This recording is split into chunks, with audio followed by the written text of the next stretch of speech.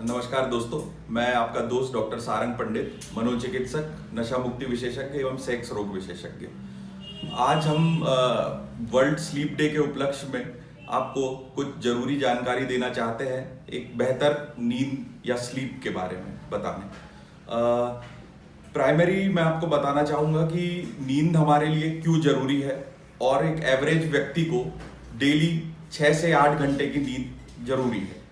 नींद ना आने से हमारे लिए अगले दिन बहुत सारी समस्याएं आती है, जैसे कि चिड़चिड़ाहट होना, दिन भर थकान लगना, सिर दर्द होना और शारीरिक और बहुत सारी समस्या इसके साथ होती है। अब नींद ना आने को मेडिकली इंसोम्निया और हिंदी में अनिद्रा कहा जाता है। इंसोम्निया के 2 प्रकार होते हैं वेरिएबली। एक रहता है एक्यूट इंसोम्निया, मतलब शॉर्ट टर्म स्लीपलेसनेस जिसको बोला जाता है। एक्यूट इंसोम्निया में व्यक्ति को बिना किसी कारण के इमीडिएटली बहुत कम एकाएक नींद हो जाती है, जैसे कि 2 से 3 घंटा। इस बीमारी में व्यक्ति को नींद लगने में भी तकलीफ होती है और कुछ व्यक्तियों को नींद लगती तो है पर बीच बीच में बार बार टूट जाती है, जिसके बाद वो फिर से नींद में जाने में असमर्थ रहते हैं। ये होता है एक्यूट इंसोम्निया। सेकंड रहता है क्रॉनिक इंसोम्निया, जो महीनों से या सालों से भी नींद की प्रॉब्लम या स्लीपलेसनेस से गुजर रहे हैं।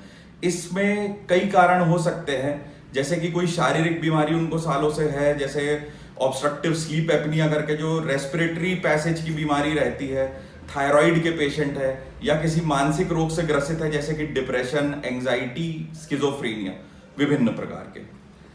अब सेकंड पार्ट अगर इसको अपन समझे तो इसका ट्रीटमेंट क्या हो सकता है। तो देखिए, ट्रीटमेंट जो है, जैसे क्रॉनिक इंसोम्निया है, उसका ट्रीटमेंट तो ऐसा रहता है कि कोई भी अगर फिजिकल कॉज जिसके कारण से व्यक्ति की नींद डिस्टर्ब हो गई है तो हमें उस कॉज को दूर करके और टेम्पररी उसकी स्लीप मैनेजमेंट के लिए कुछ दवाइयां या उसको लाइफस्टाइल मॉडिफिकेशन या अलग तरीकों से बताया जा सकता है। अब रही बात प्राइमरी या एक्यूट इंसोम्निया की, इसके लिए पहले से ही हालांकि पेशेंट्स हमारे पास आके फर्स्ट हैंड दवाइयां डिमांड करने लगते हैं, जो इंडिया में बहुत कॉमन है। 30 से 40% लोग हमारे पास पहली बार में आके एक्यूट इंसोम्निया के लिए स्लीपिंग पिल मांगने लगते हैं कि डॉक्टर साहब जल्द से जल्द हमें कोई दवा दे दीजिए, इतने दिन से हम सोए नहीं है, बहुत खराब लग रहा है। पर ऐसी कंडीशन में पर्सनली मैं या कोई भी डॉक्टर उनको दवा इसलिए प्रिस्क्राइब नहीं करता है, क्योंकि स्टार्टिंग से ही अगर आप उनको दवा दे दो तो हर कोई भी स्लीपिंग पिल जिसको बोलते हैं, बेंजोडाइजेपिन्स बोला जाता है साइकियाट्री में उनको, तो हर 3 हफ्ते के बाद उसके डोज की रिक्वायरमेंट 1.5 गुना बढ़ जाती है। मतलब आज मैं अगर किसी व्यक्ति को एक 0.25 mg के डोज से कोई दवाई चालू करता हूं तो उसका 1.5 गुना उसको 3 हफ्ते बाद जरूरत पड़ेगी, और ऐसे ही हर 3 हफ्ते में उसकी रिक्वायरमेंट बढ़ती है, तो जिसको लोग बोलते हैं कि हमें नींद की गोली की आदत पड़ जाती है। तो इससे बचने के लिए मैं कुछ सिंपल टिप्स, जिनको स्लीप हाइजीन बोला जाता है, जो हर व्यक्ति को फॉलो कर ले तो उसकी नींद में बहुत उसको जो नींद से परेशान है उनको बहुत आराम मिलेगा इससे।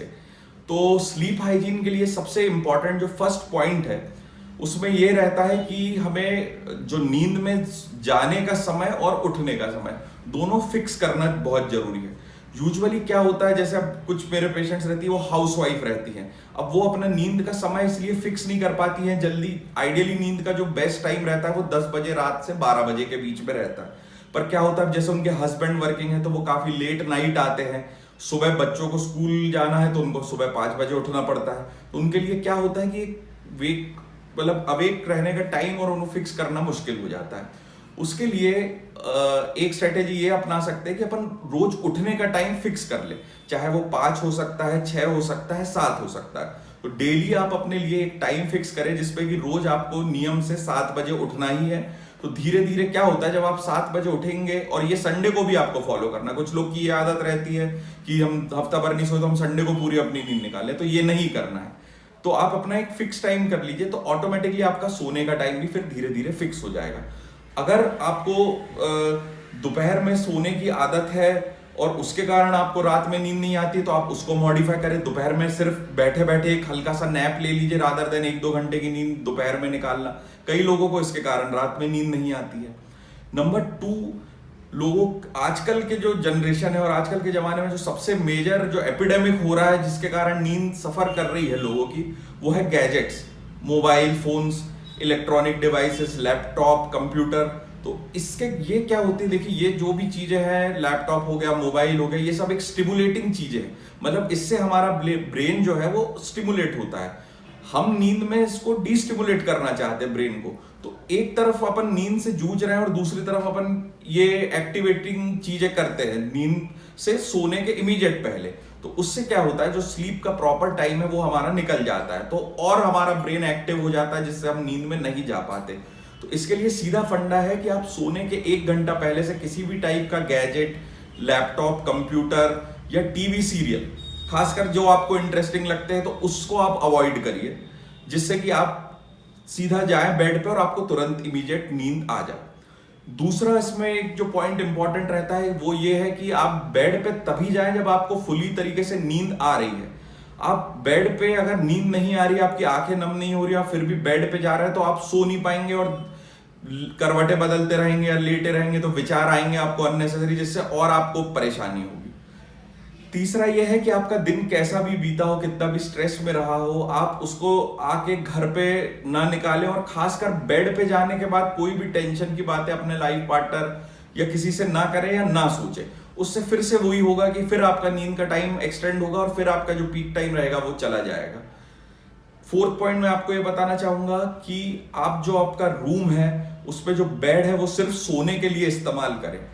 लोगों की आदत रहती है कि वो अपना घर का पेंडिंग वर्क भी आते हैं बेड पे लेके बैठ जाते हैं। कोई भी ऑफिस वर्क बेड पे आप ना करें, कोई भी नॉवेल, बुक जो भी है आपको बेड पे ना पढ़े। आप जो भी एक्टिविटी है बेड पे आने के आधा घंटा पहले तक सब कुछ बंद करके शांत मन से बेड पे आइए।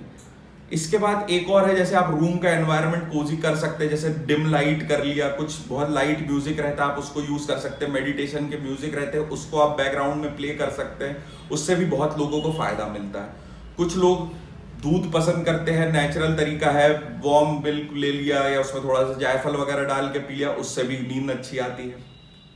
कुछ लोग को ऐसा कहना रहता है कि हमको रात में ल्यूक वार्म वाटर से हमने जैसे शावर ले लिया सोने के आधा घंटा पहले, या हाथ पैर अच्छे से धो लिए पानी से, तो उनका माइंड रिलैक्स हो जाता है, उसके बाद वो लोग स्लीप पे चले जाते हैं।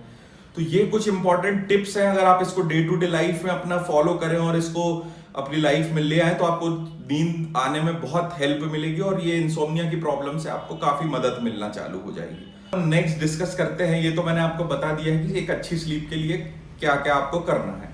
अब जो है सेकंड चीज जो मैं आपको जरूर बताना चाहता हूँ, जो बहुत लोग निग्लेक्ट करते हैं, जिनको लगता नहीं है कि नींद ना होना कोई बीमारी है, वो एग्जाम्पल दे देते हैं कि नरेंद्र मोदी जी 4 घंटा सोते हैं फिर भी इतने स्वस्थ है, तो वो ही इज अ एक्सेप्शन, है ना। तो ये चीज सब पे फॉलो नहीं होती, इसलिए मैंने बोला है कि एवरेज स्लीप जो हर एक एवरेज ह्यूमन बीइंग को चाहिए है वो 6 to 8 आवर्स के बीच में जरूरी है। अब इससे होने वाली प्रॉब्लम्स, सबसे पहले अपन आते हैं फिजिकल प्रॉब्लम से। फिजिकल प्रॉब्लम में कम स्लीप होने के कारण बहुत कॉमन जो है वो है नंबर 1 हाइपरटेंशन। हाइपरटेंशन मतलब हाई ब्लड प्रेशर या बीपी की शिकायत। नंबर 2 है हार्ट की प्रॉब्लम। हार्ट की कई प्रॉब्लम, जैसे मायोकार्डियल इन्फार्क्शन, जिसको हिंदी मतलब हार्ट अटैक बोला जाता है, कार्डियक अरेस्ट हो जाता है, लोगों को एकदम से हार्ट बीट बंद हो जाना। तीसरा डायबिटीज मेलाइटस बहुत ज्यादा कॉमन है, जो शुगर की बीमारी कहलाती है। चौथा ऑब्स्ट्रक्टिव स्लीप एपनिया, एक बीमारी है जो रेस्पिरेटरी की बीमारी है, जिसमें कि खर्राटे बहुत लेते हैं लोग, वो भी लोगों को नहीं लगता कि कई बीमारी है, बल्कि इसमें से 30% लोगों के लिए बहुत फेटल प्रूव होता है आगे चल के अगर इसका इलाज ना किया जाए। इसके बाद आते हैं हम साइकाइट्रिक इलनेस या मेंटल बीमारी, जिसको हम लोग डील करते हैं। इसमें सबसे कॉमन जो स्लीप डिप्राइवेशन, जो खुद एक बीमारी है, इससे होने वाली जो मोस्ट कॉमन बीमारी है उनमें से रहता है एक डिप्रेशन। डिप्रेशन में भी व्यक्ति की नींद बहुत कम हो जाती है, एवरेज अलग अलग पेशेंट पर डिपेंड करता है, किसी की 2 घंटे हो जाती है, किसी की 3 घंटे हो जाती है, किसी की 4 घंटे हो जाती है, जिसके कारण फर्दर उसका जो मूड अपसेट है या सैडनेस है उसको मूड में वो और एग्रावेट होना चालू हो जाती है। सेकेंड बीमारी स्किज़ोफ्रेनिया। स्किज़ोफ्रेनिया में व्यक्ति को नींद आती ही नहीं है, नींद आएगी 1 घंटा सोएगा फिर उठ जाएगा, फिर रेस्टलेस रहेगा, फिर चलने फिरने लगेगा घर में, फिर कोशिश भी करेगा सोने की तो उसको नींद नहीं आती।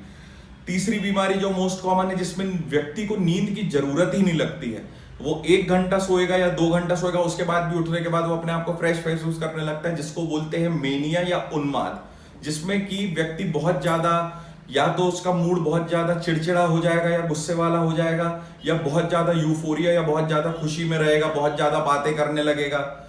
बड़ी बड़ी बातें करने लगता है, बहुत ज्यादा रिलीजियस हो जाता है, ओवर रिलीजियसिटी उसमें आने लगती है। तो ये कुछ कॉमन साइकेट्रिक बीमारियां हैं जो नींद ना होने से पूरी जो आ जाती हैं। तो मेरा आप सभी व्यूअर से निवेदन है कि आप, अगर आपको ऊपर बताई हुई किसी भी प्रॉब्लम से या नींद की प्रॉब्लम से आप ग्रसित हैं, तो किसी भी मनोचिकित्सक या न्यूरोलॉजिस्ट या रेस्पिरेटरी मेडिसिन के जो स्पेशलिस्ट रहते हैं उनसे मदद लेने में आप ना कतराएं। हो सकता है आप जल्दी इनिशियल स्टेज में चले जाएं तो आपकी दूसरी बीमारी में कन्वर्ट ना हो, और आपको सिर्फ जो नेचुरल तरीके से वो आपको बता के हेल्प करने में आपकी नींद पूरी तरीके से वो पूर्ण कर देंगे। धन्यवाद।